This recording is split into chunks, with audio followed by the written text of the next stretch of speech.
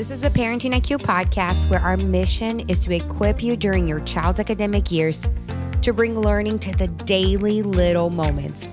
I'm your host, Dr. Kelly Cagle, and I want to welcome you to Season 4, Little Moments, Big Impacts.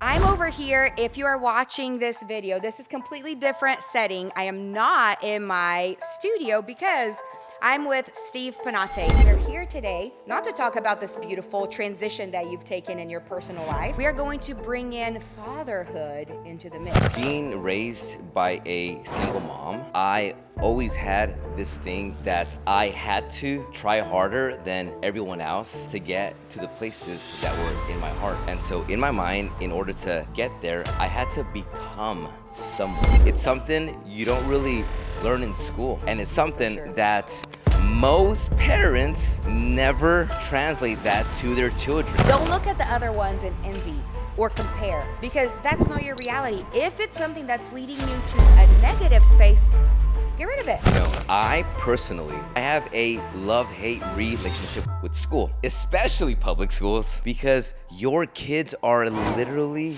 with someone you have no idea who they are for like 40 hours a week.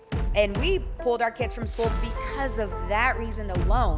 I try as best as possible to be so intentional with my girls. Now watch this. Hey, lifelong learners.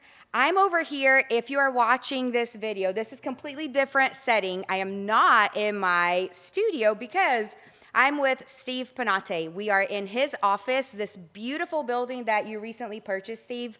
And your wife recently just said, if you don't follow our reality TV show on social media. So funny. It's so funny. If you follow Steve Penate on social media, if you don't, you should, because he's really entertaining. But he just recently bought this space, and we're here today not to talk about this beautiful transition that you've taken in your personal life, professional life. We are going to bring in fatherhood into the mix. Come on. Something you really take seriously. Yeah. No, I'm excited about this. Okay. I'm excited Tell to us hang. a little bit about fatherhood, what that looks like to you. You are a girl dad. I'm the complete opposite. Yeah. Hey, I've got 3 boys. You got 3 girls. Wow. Hey, what do you think about this? I am totally into arranged marriages, actually. Hey, you got contracts we can sign? Can you Seriously? write one up real quick? You sure they're not bums, though? No. Have you I'm seen my kidding. boys? No, not bums. Not bums at all. No Oh, worries, God. Dad. Tell us a little bit about your girls and fatherhood and what that looks like to you. Yeah, so Esther and I, we've been married for 9 years, going on 10 this November. Ah. Yeah, so Congrats. we'll probably, most likely have to do something, something special. Yeah. Something special, and so in those years we have 3 girls, ages 6. My 3-year-old is about to be 4, and we have a newborn who is 2.5 months. Oh, she's so yummy. Yeah, so it's all girls, 3 girls. Last year we had a son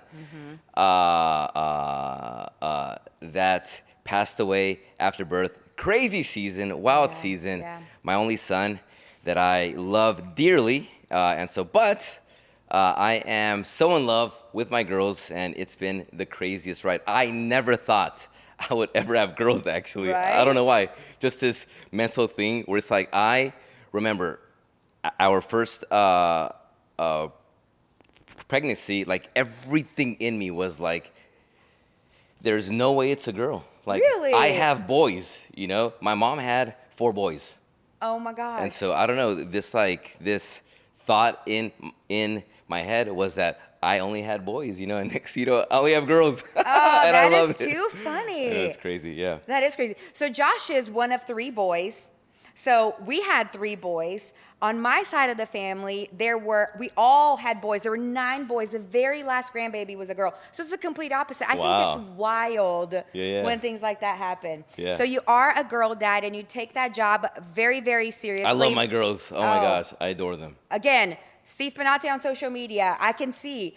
My favorite one, you recently posted a vlog you created about her little haircut. Oh my gosh, haircut Hadassah's, season. Yeah. Oh, that was so cute. Oh, also too, every one of my girls is an H name. So it's Hadassah, my oldest. It's Honor, my middle, and it's Hosanna, my newborn. So it's Beautiful. So it's HHH I love all the way that. through. Yes, that's pretty cool. Beautiful. Yeah, no, that's beautiful. And they are beautiful girls. Hey, recently I attended a distinct meeting, and you shared a super powerful word about becoming. Can you unpack that a little bit? Because I think it really spurred this ownership for people to become who they were called to be. Can you talk about that for a little bit? Yes, so I am actually very passionate about that because so being raised by a single mom, I always had this thing that I had to try harder than everyone else to get to the places that were in my heart, you know? And so in my mind, in order to get there, I had to become someone. I had to become the person that would allow myself to get to the places in my heart, you know? And so one of the most powerful principles in the Bible is in it's in if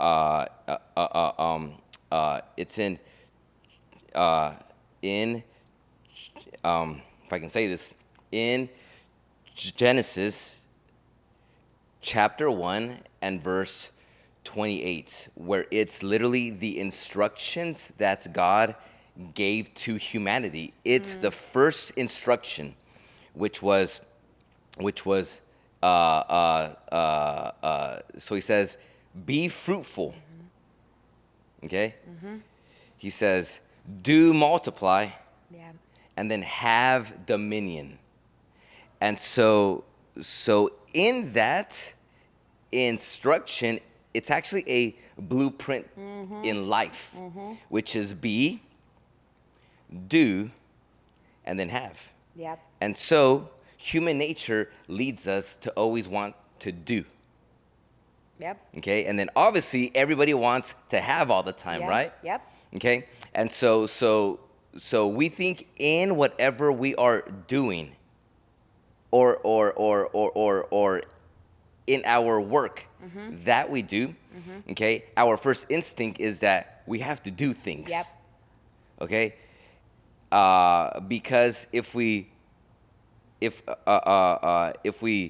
do these things, we'll be able to have whatever it is you want to have, you know? But it's wild because most people operate outside of the blueprint. Remember, it's a blueprint. Yes. It literally is. It's an order. There is a reason why God said it this way, where he said, be. And then he said, do multiply, and then have dominion, you know? And so what happens is that most people that I've met skip the be That's so part of good. it, That's so okay? good. Which is you can never do whatever it is you want to do until you become the person that allows you to do the things. So example, I'm in business, okay? And so most small businesses fail within 5 years. It's crazy. Most small businesses fail within 5 years, okay? In the real estate space, okay, the National Association of Realtors say that 87% of licensed agents will fail and leave the industry within 3 to 5 years. Wow. I mean, it's such a high rate of people that in general fail. Now, if you look at those stats, the reality is that that's across the board, no matter the industry. Okay, and so here's why. Well, before I say why, okay, we have to ask ourselves this. Okay, look at this. We live in a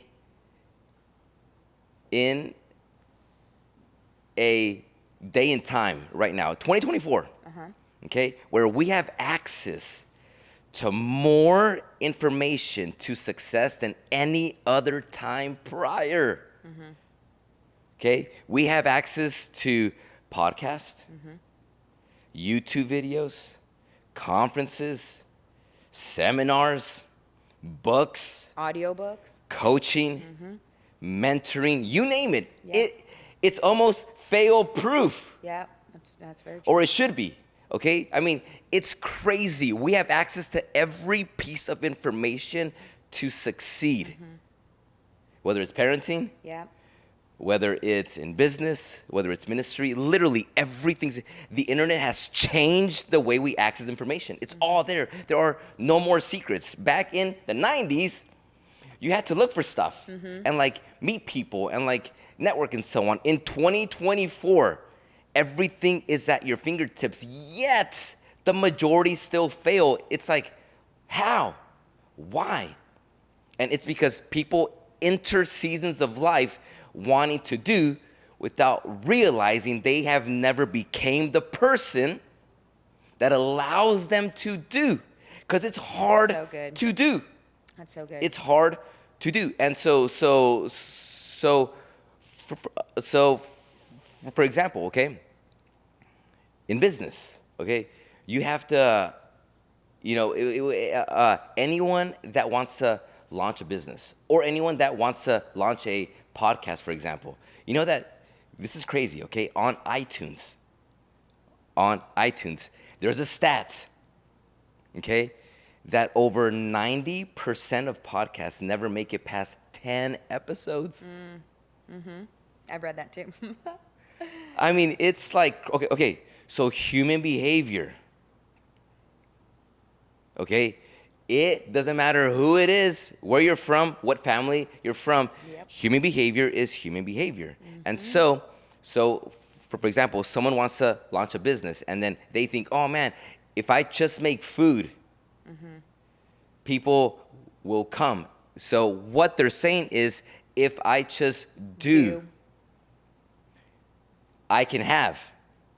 And they skip the becoming. I actually have to become a business owner. I have to become a leader. I have to become a person that understands operations and systems and working with people. And so you never grow to become the person that allows you to do the things that only a growing person can do consistently for an extended period of time, that allows you to have at the end. Yes, that's really good. And so in life, in parenting, in marriage, as a parent, as a business owner, it's very important that we continually ask ourselves, am I becoming that's really good. the person it takes to do the things I really want to do to have the outcomes I truly want?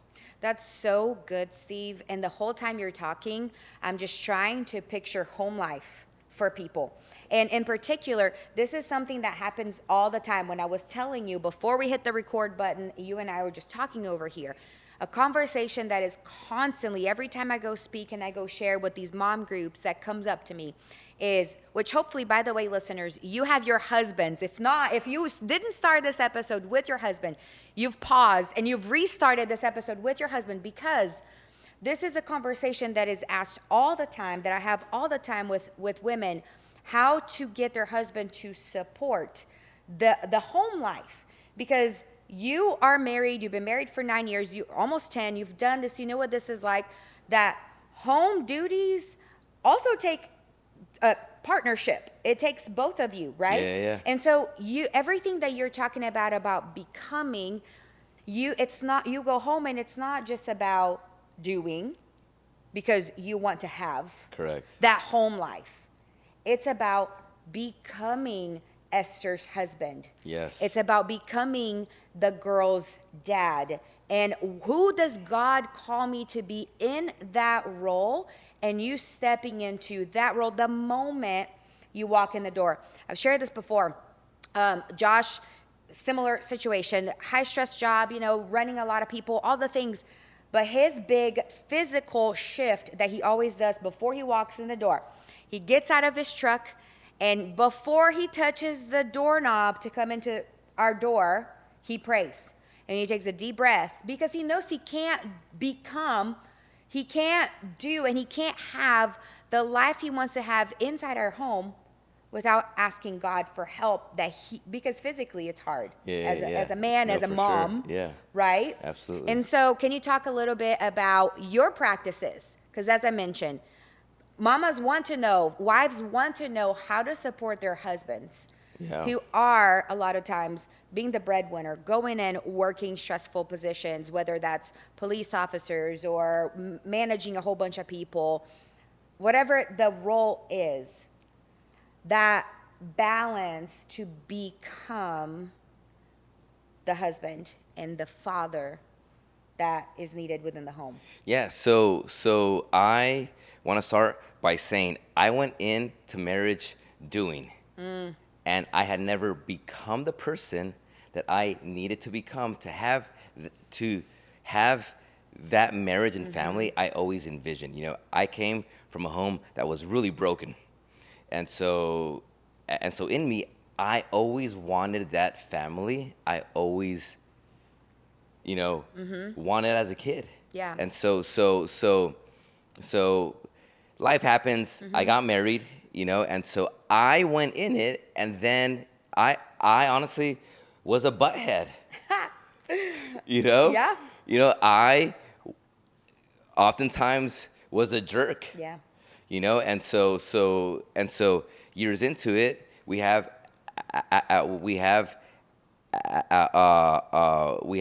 our firstborn, and then it hits me like, okay, Steve, look at this. This is another season of life here. Okay, I've survived marriage so far.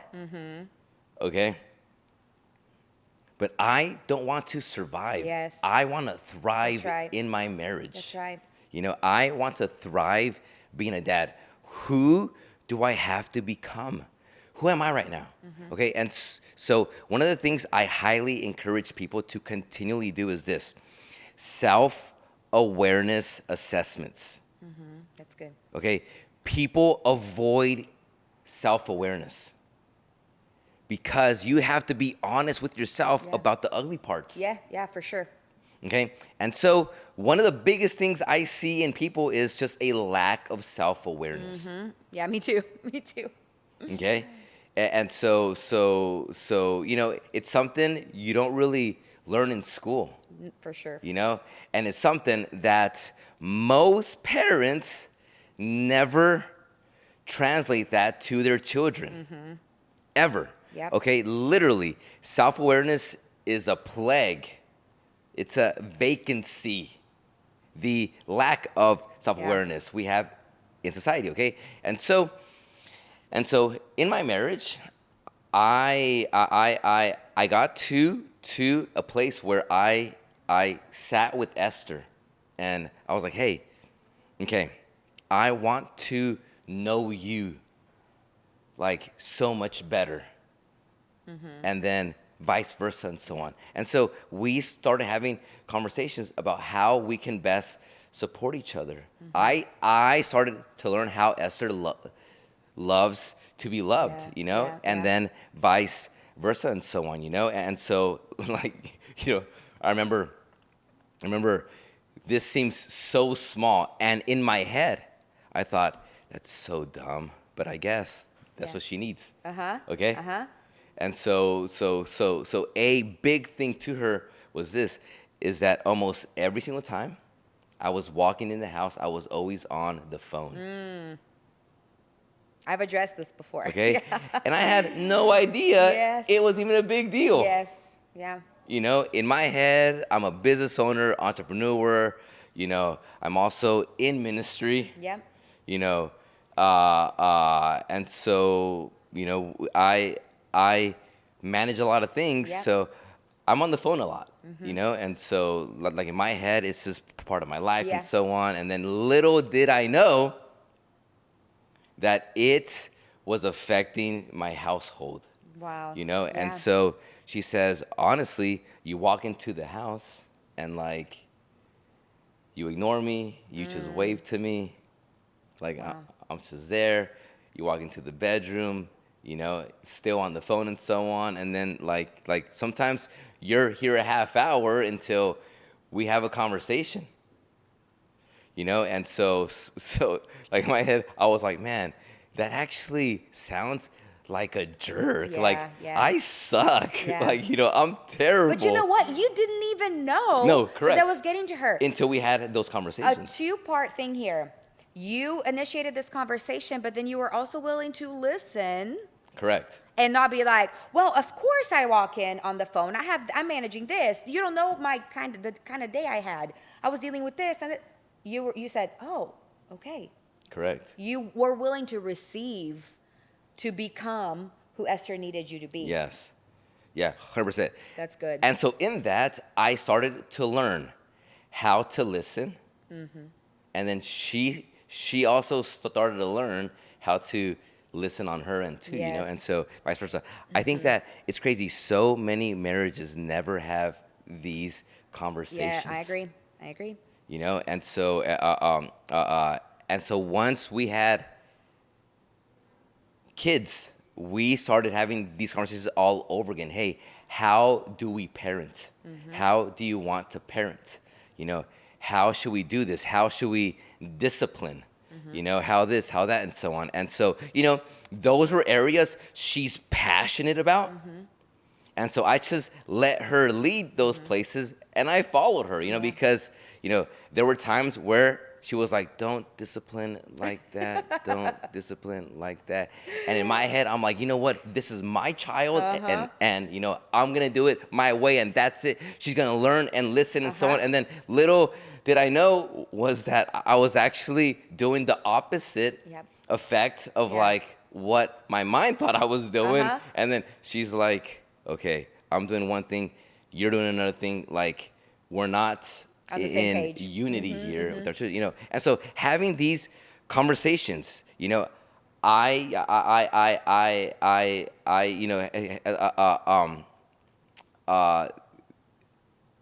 of my biggest misses, like a complete blind spot to me, okay, was that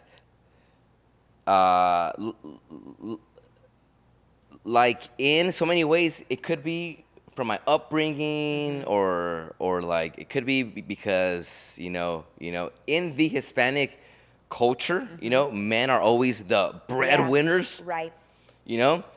And so I always would emphasize my stress at work over hers. Thinking that, That's good. look at this, I'm the man. That's good. Okay? And then, one day it hit me kind of like, well, you know what? She also works full time. Yeah. She also works full time. And then she's probably as chaotic as I am with conversations and problems and this and that and so on. And she started to tell me, it's so unfair how you always minimize my work, my stress, and so on. And so once again, I had to be like, man, I'm a jerk. I suck. I'm terrible.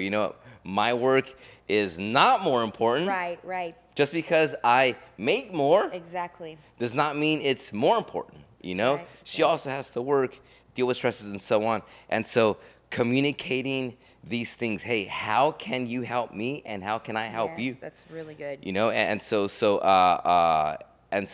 even now, because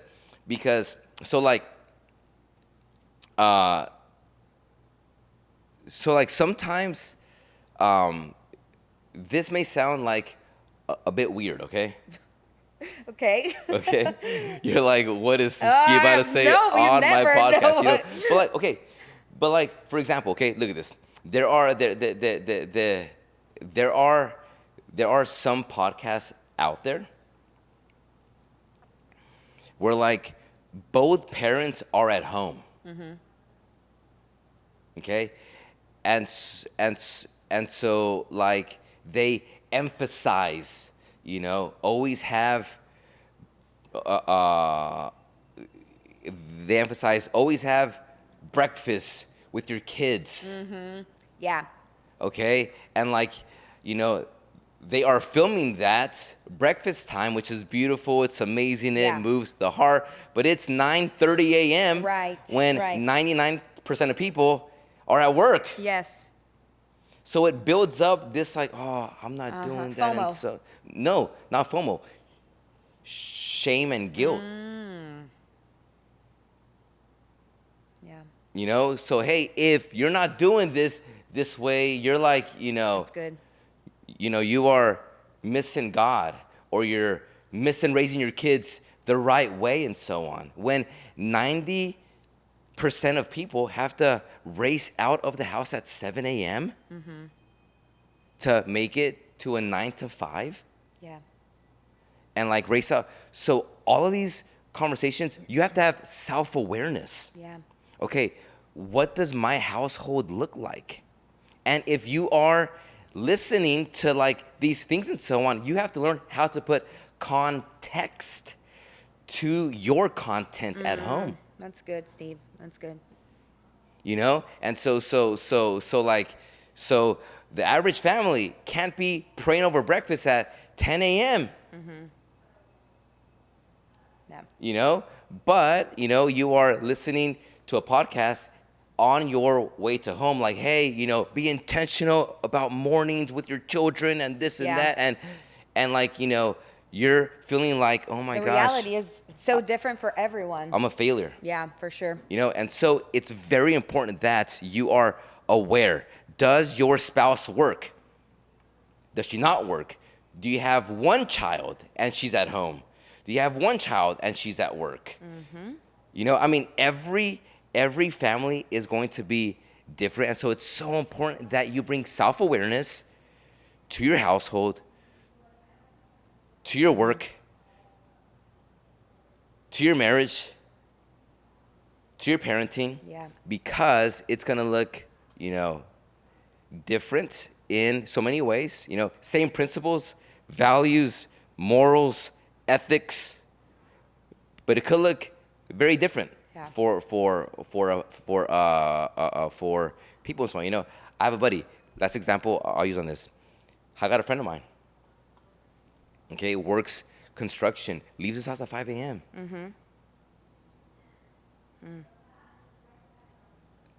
He's not home until 6. Wow. I mean, like,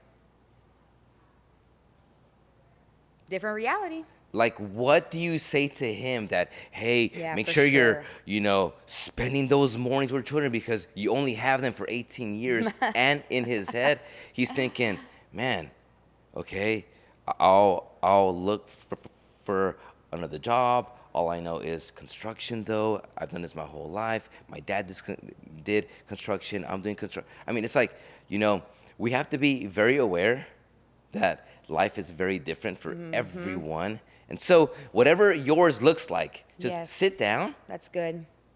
And bring self-awareness to your marriage, with your children, how you're spending time. But I will say this, though. After you do that, you have to be so intentional. Yeah. I always say this. Information is just information if you don't bring in the application. It won't change you. Just learning something without the follow-through isn't going to change the situation. Which is why you have to become. Right. There you go. And so, I mean, I like saying it this way, okay? This is probably the worst example ever, but I use it all the time, is this. We have a constipation issue. Oh, God. In culture. Okay, where everyone consumes so much and very little action is taken on it. And so what happens when you consume too much? You end up becoming lazy. It's too much for your body to handle. Yeah. People die from constipation. You can literally over-information yourself to paralysis. Yeah. But anyway, that's another topic. No, that's on, really good. But that's really good because, again, everything that I do in my line of work, you talk about real estate agents and the relationships, the importance. Mine is about parents. You were called by God to have those 3 girls. Yeah. And Mordecai. Yeah. And your son for the 80 minutes that you guys had him Yeah. in your arms, right? You were called by God for that mission. And that is part of your mission. I wasn't given the girls that you have. You weren't given the sons that I have. You know, they are mine to steward. And so part of this mission in life is also becoming the parent you are called to be for those kids. Praying that God will show you, just like bringing relationships and connections for your workspace, but also in your home. Yeah. You know, to be able to listen to one another and apply and become this person that God has called you to be as Esther's spouse, as the girl's dad. So that's really good, great. And one of the things that I also like to talk about, you just brought up this constipation, this information constipation. It's so true though, because what happens a lot of times for mamas, okay, we've got Pinterest, we got social media, we've got all these things blasting at us with what you're saying about there are some households that look very different from others. Don't look at the other ones in envy or compare, because that's not your reality. If it's something that's leading you to a negative space, get rid of it. Yeah, for sure. You know? Yep. You have control. Yes. You have a say over what you allow into your mind. Yes. So just like your body, if you want to get constipated, you eat a bunch of crap. Yeah. You consume a bunch of stuff that isn't good for you. But if you want to have a healthy bowel movement lifestyle, then you watch what you consume. Yeah, so right? good, yeah. Same thing with information. If you want to have a good lifestyle of what is flowing, the Bible says, out of your mouth flows what? What's in your heart. Yeah. So if you want to have good flowing from your mouth, you have to fill your heart with good stuff too. So good. So, But go ahead. No, on that note, that's why, so this might be like, going a different direction. Here we go. You start with a chuckle. I'm I know, scared. seriously, okay. So, but on that note, that's why, I try as best as possible to be so intentional with my girls. Now watch this. I personally, this is just a personal view here, it's not like, law here, I mean, it's my law maybe. Sure. But I have a love-hate relationship with school. Okay? Especially public schools. Okay? Because your kids are literally with someone you have no idea who they are for like 40 hours a week plus. I don't know. Disturbing. And so imagine this. Okay, look at this. If you are a parent, okay, welcome to the sacrificial lifestyle, because if your kids are in school, guess what? Your weekends are not only for you anymore. Yeah. Yep. Because you are going to have to be double intentional with your children, with whatever space you have with them, hours you have with them, minutes you have with them, because what we're seeing now is because of the unintentionality of parents, our kids are being hijacked. Yeah. I don't have my phone with me, but I would say exactly one of the major things hijacking this intentionality is our phones. I mean, we've got life on our phones, Oh my gosh, my wife would say he's guilty. She'd be like, okay, Kelly, now you're preaching. Preach to him now, is what Esther would be saying. But you are so right. I didn't even bring up this area, but that's a huge one, because my background is in education. And we pulled our kids from school because of that reason alone, because we looked at things that were our time, consuming our time. Josh and I did. We sat down, just like what you said. We sat down and we said, okay, this is what our kind of non-negotiables. Yeah. What's negotiable here? Because everything is pulling for our time. Well, we don't have endless amount of time. It's a resource that's super valuable, and you have to be super intentional how you spend it, because you want a good ROI. Correct. So with your time, what are you going to do? And that's one of the things that led our decision to do what we are doing in our home. Another conversation for another time. Yeah, because, okay, I don't say this to make any parent feel guilty that absolutely. you have to send your kids to public schools, but I am encouraging you that if that is the life at home, then guess what? You have double the work to do with your children when it comes to what you do with them in the time you have with them during the week. So it's okay if you do it. Yeah, for sure. Just, Absolutely. you have to be super involved or be intentional, you know? And so, yeah. No, that's fantastic. Okay, we're running out of time.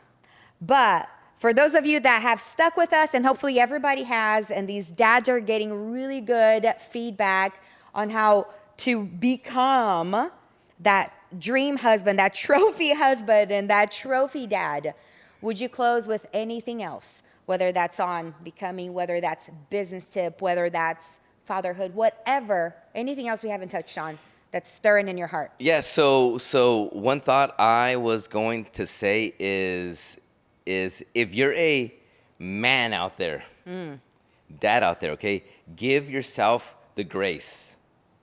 You know, give yourself mercy, okay? Yeah, that's good.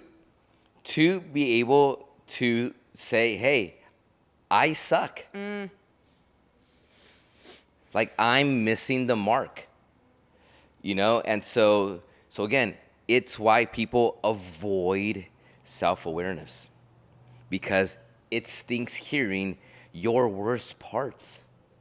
You know, it's kind of like, oh, I am like that. Oh, you know, no one likes to hear, you know, that like that areas in your life are lacking. Yeah, for sure. And or missing and so on. You know, so I would say this: it truly takes becoming a mature man to say, I don't have it together,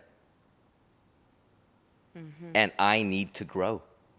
You know, and I need to surround myself with other men, and I need to allow my wife to point out things without me saying, what? Yes.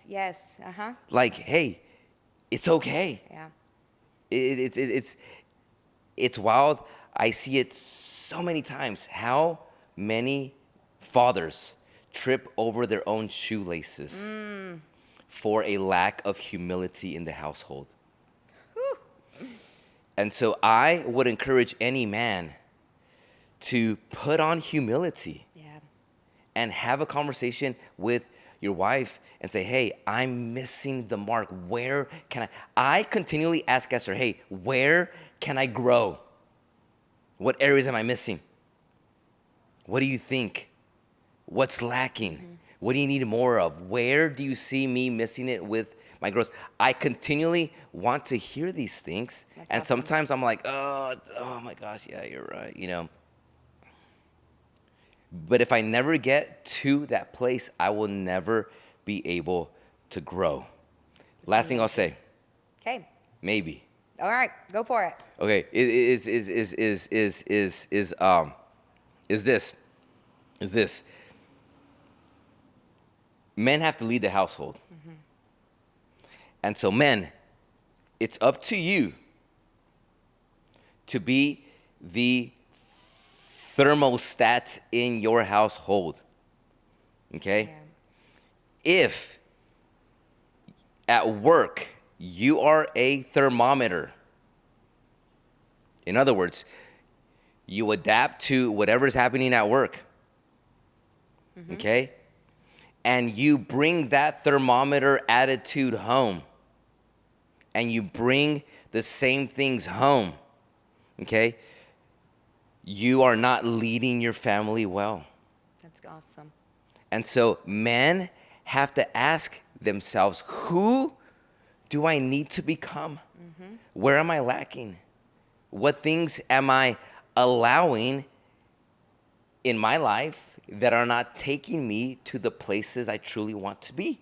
And so it's crazy because I was talking with someone earlier this week, and so they were sharing me some things that were happening at work and this and so on. So I just asked them, dude, why do you allow that? Oh, well, oh, well, this and that. And just like, it was kind of this like, well, and so on attitude. And I told them, listen, you have to decide who you want to become. That's awesome. And so at work, you have to be the person that doesn't laugh at the perverted jokes. Yes. Yep. You have to become that. Yep. You have to be the man at work that steps away from the conversations. Yep. Yeah. That you shouldn't be having. So good. And the only way you're able to do that is to become the thermostat. Say, you know what? I need to set the atmosphere, because if they do, I'm going to adapt to that, and I'm going to be bringing that home. And so at work, at home, you have to put it in your heart and decide, I am going to be in charge of the atmospheres I allow myself to be into. And so I always view it this way. You are a tree. And so right now, we're in this office, all these windows, okay? I continually ask people, if you look outside of these windows here in Fort Worth, Texas, do you see palm trees here? People say no. Yep. I ask them why.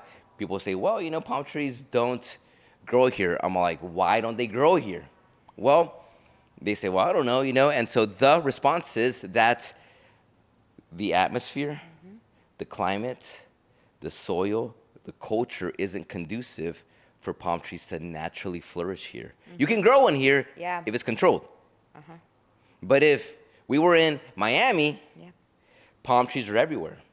You are a tree planted wherever you go. And according to where you plant yourself, according to the atmospheres you allow yourself to be in, according to the environments you put yourself into, such will be the fruit you bear.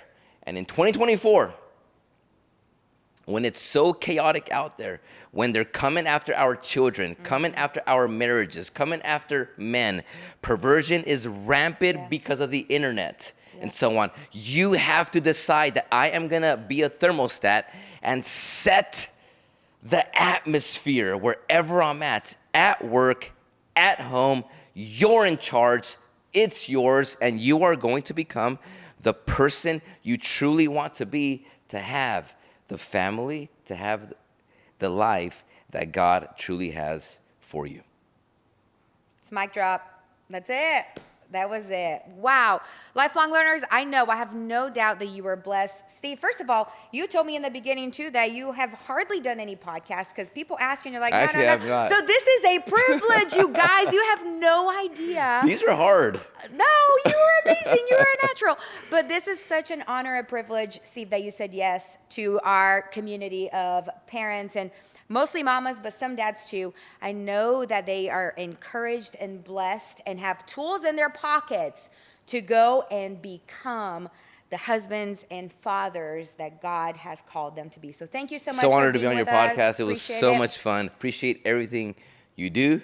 Yeah. And I'm a fan. Thank you. I really appreciate it. I learned a lot. I'm so glad. I try really hard to put out good stuff. And like you said, every home life is different.